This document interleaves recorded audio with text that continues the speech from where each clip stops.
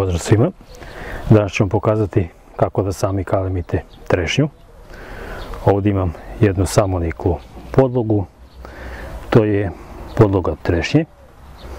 Ovdje sa strane možete vidjeti semenke koje su padale ispod drveta. Jedna od njih je nikla i otprilike 2 godine kasnije ima ovako jednu podlogu. Da bismo nju kalemili moramo pripremiti kalem grančice.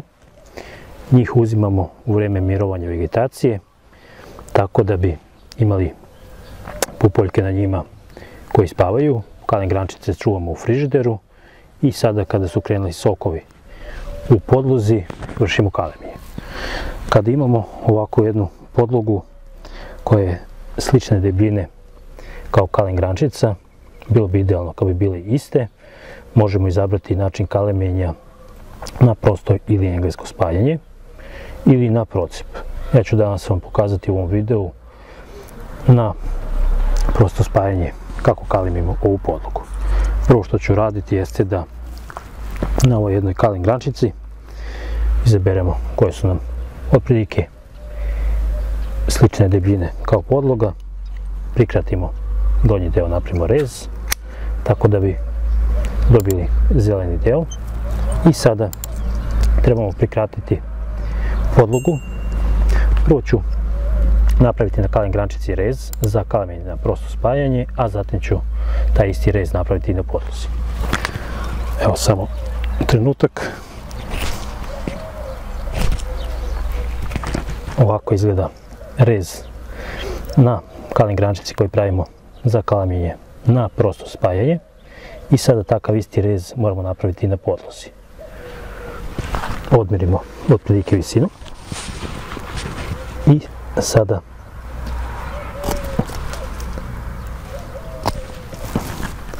trebamo napraviti da su nam rezovi slični. Malo je razlika, sad ću još malo popraviti ovdje na plemci rez. Evo pogledajte, kada stavimo identične dužine rezova i sada prikratimo kalem grančicu na 2 pupoljka. Ukoliko smo sigurni da su pupoljci dobri, možemo prikratiti i na 1, a ja za svaki slučaj ostavljam 2 pupoljka, tako da posle mogu da uklonim jedan pupoljak ukoliko je potrebno i ostavim jači mladar da raste. Ono što mi još treba jeste najlon za zamotavanje.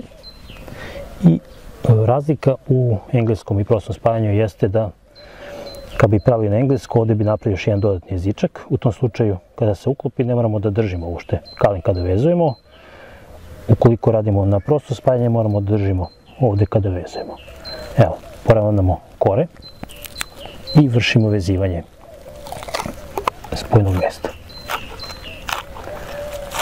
Ukoliko nam je kalem grančica nešto tanja od podloge, onda poravnamo samo sa jedne strane koru. Ukoliko bi bile iste debljine, što bi bilo idealno, onda bi se kore sa obe strane poravnale i tada bi imali najbolji kontakt podloge i plemke i kalemenje bi puno veću šansu imao da uspe. Ovako gađamo samo ovaj deo, znači da se poklopi kora na podlozi i na kalem grančici. I sad što je potrebno još da uradimo dodatno jeste da na vrhu kalem grančice stavimo kalemarski vosak ili lepak za drvo da bismo isušivanje grančice zaustavili. I ovako izgleda jedan gotov kalem gdje smo kalemili ranu sortu trešnje na podlogu koja je nikla sama iz semena od ploda jestive trešnje. Pozdrav svima!